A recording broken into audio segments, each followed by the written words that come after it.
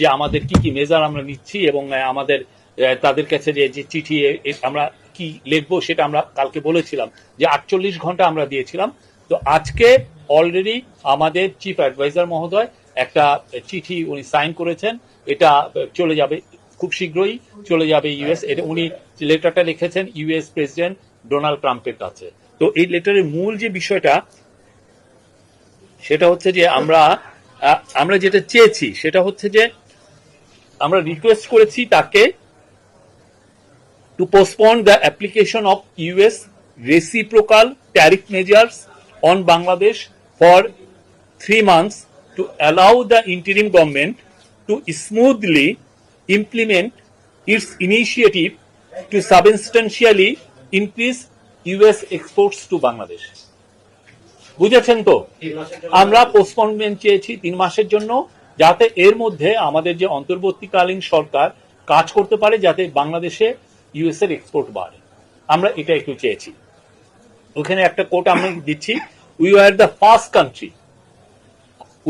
First country to take such a proactive measures, উনি বলেছেন তার লেটারে। অ্যান্ড সাইটিং উনি বলেছেন এবং উনি এটাও বলেছেন যে আমাদের যে ওনার যে হাই রিপ্রেজেন্টেটিভ উনি ওয়াশিংটন ডিসিতে গিয়েছিলেন ফেব্রুয়ারিতে, এবং ever since the two sides have been working closely to identify specific actions.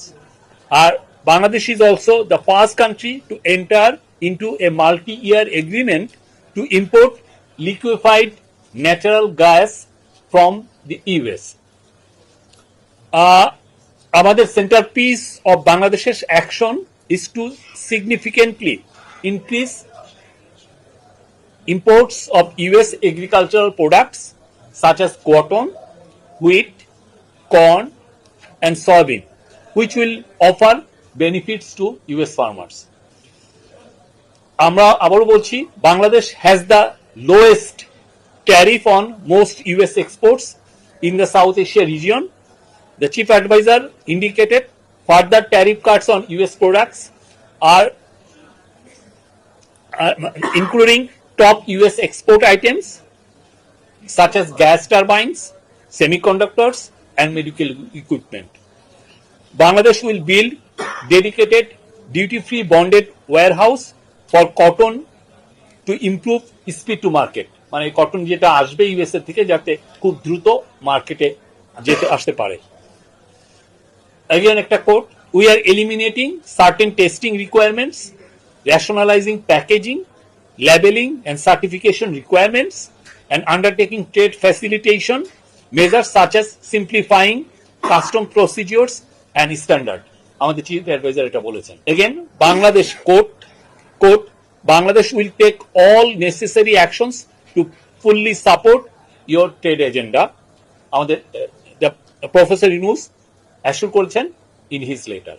এই ছিল আমাদের আরেকটা লেটার যাবে, সেটা আমাদের কমার্স অ্যাডভাইজার লিখবেন ইউএস ট্রেড রিপ্রেজেন্টেটিভের কাছে। আমার মনে হয় যে এটা শর্ট টাইম, এগুলো প্যানিক হওয়ার কিছু নাই।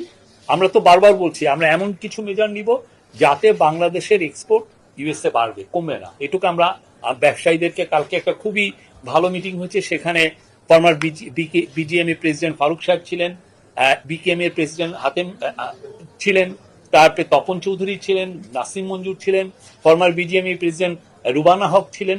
তো তাদেরকে নিয়েই তো মিটিংটা হয়েছে।